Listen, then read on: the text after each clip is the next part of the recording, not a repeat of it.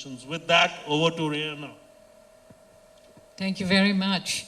I think our chair for this session has outlined some of the key issues that we face looking at the future of work in a very rapidly changing energy and power industry and technology environment.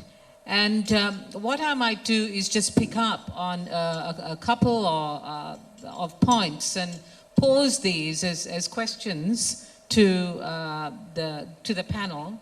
And we've got representatives from the education sector, industry, scientists, and so on. Very important areas, leaders in these spaces who can play a very influential role in charting the course here, identifying issues, and so on.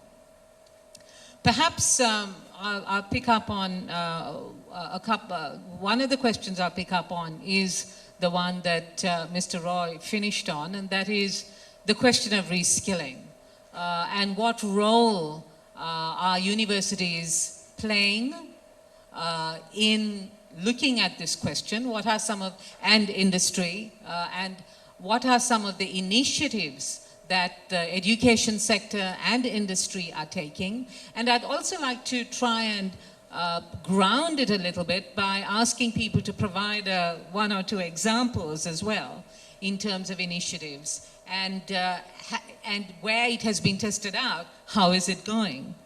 What are some of the initial